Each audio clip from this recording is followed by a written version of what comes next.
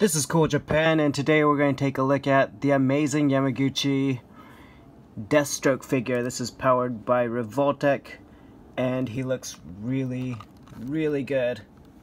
Let's check it out. So first up, let's take a look at the sculpt and paint. He looks really nice. I like the way they use the two different kinds of paints.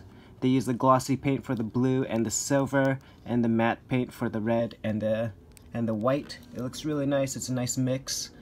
And yeah, check it out. The sculpt is really good. I like the bulky look that amazing Yamaguchi goes for. So he looks really muscular and huge. Here are his legs. Armor looks really nice. And next up, let's take a look at the articulation. So his head, he can move up, he can look up about that far, look down that far. He has this little bandana thing on his head, on his neck, I guess. You can twist it around, and the neck thing, what do you call that? A scarf? His scarf is a floating piece, and it's got the Revoltech joint right there, so you can move it around. Going down, you see his shoulder pads. These are also on kind of Revoltech joints. They're kind of ball joints, actually, if you can see it. But yeah, you can move them around quite a bit so they don't get in the way, and it does a good job of hiding this Revoltech joint. And if you're used to Revoltech, you'll know that this figure can get into a million different poses. Pretty much whatever you can think of, he can probably do it. The shoulder joints are a little bit different this time around. They're much easier to move around, so that really helps in articulation, because you can droop his shoulders down like that if you want, or you can put his shoulders up really high, depending on the pose that you want. And the way that they do it is really nice, because they have his straps right here, so you don't really notice any gap. It just looks natural, unless you go like that, but still, it looks pretty good. Next up, he can crunch about all the way down. He can crunch, I don't know if you call this crunch, I mean, he can arch his back pretty far too, so he can get into a ton of awesome ninja poses. And you don't see any gaps this time around. Check that out, there is no gap right there. You can't even force a gap. If you push as far as you can, there's just no gap. They are learning from all their mistakes that they do. You crunch them down, you don't see any gap at all. There's no hole there. So that's awesome.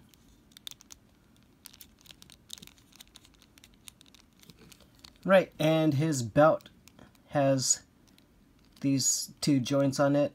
They're kind of like bar joints, like I don't know what you call it, but they're there. Anyway, you can move that. So depending, if you want to have him kick, or if you want to have him have his leg out straight like that, you can move around the belt piece. And the crotch piece is also a floating piece like that, so it doesn't hinder any articulation at all. His legs go out like that, pretty far, about as far as you'd like. Going down, we can see his legs. He has the cut right here. He has a bend at the knee, and his knee pad joints, his knee pad thing, you can move it around. It's on a Revo joint, which is nice. His shin has a cut right there, giving you some extra options. And he's got this piece right here. It's not, you can't really pose this thing, because it's just, it's like a rubber piece that's pegged on his leg. And you can bend his ankles like that. He has toe joint, and you can swivel it around. So the articulation is really solid, and Amazing Yamaguchi is doing a really good job at hiding all the joints. You don't really notice them. I mean, if you look at the back of his leg, you can kind of see it there. If you look at the front of his arm, you can kind of see the ball joint there, but it's not a huge deal because it does mix in well with his paint.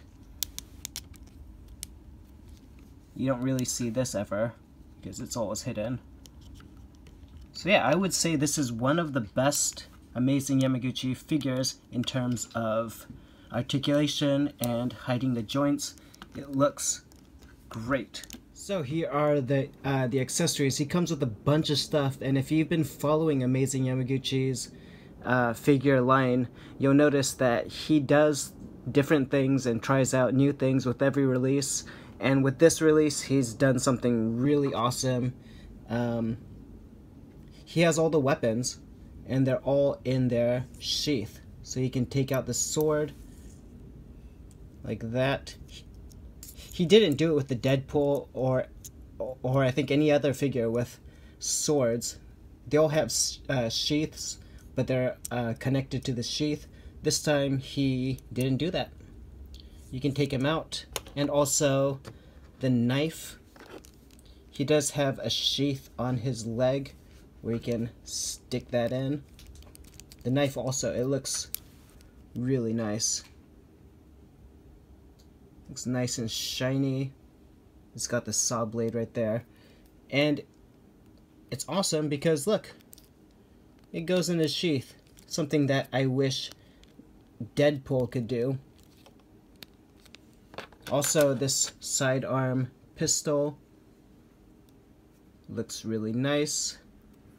And that also goes in his holster. Pretty cool. So he's got the knife that goes in his sheath, his pistol, the two swords, and also this assault rifle also has a sheath. Well, I don't know if you'll call this a sheath, but you can stick it onto him. You just push it through the trigger. Looks like that. It looks nice. And you can stick it on his back. It's got a peg hole right there. You can stick it on his back or on the back of his pouch. So you can store all of his weapons.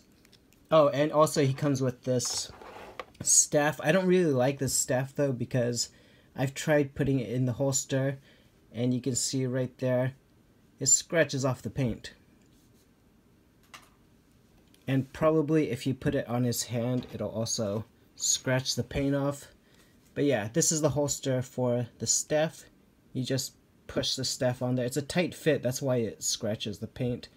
But you can store it on his pouch or his back, which is pretty awesome. Really awesome, actually. I was really surprised about what he did there. Looks great. He also has these two grenades. There is nowhere to store these, from what I can tell. I mean, there might be a hole somewhere, but I don't see anywhere to put these. Anyway, these do peg onto his hand, so you can make it look like he's holding the grenade like that, or he's like right about to throw it, which is pretty cool. He does have these two splayed out hands. And he has the two fist hands, which were in the package, I mean on the figure in the package. And he has these trigger fingers, which are used to hold his gun and his sword and his knife, his pistol. Basically everything that he comes with, he can hold it with these hands. Pretty cool. And the last accessory is his unmasked face, which looks really good. I'm not familiar with the Deathstroke character, but he does look like Snake. So the way you do that is you pop off his head. The head is in two different pieces.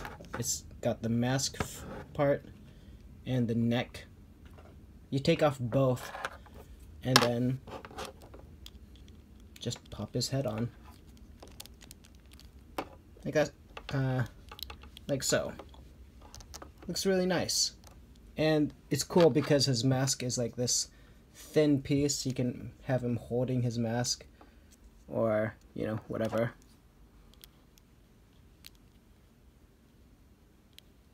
But yeah, he's got a really nice unmasked face. I think it's better than the Captain America unmasked face.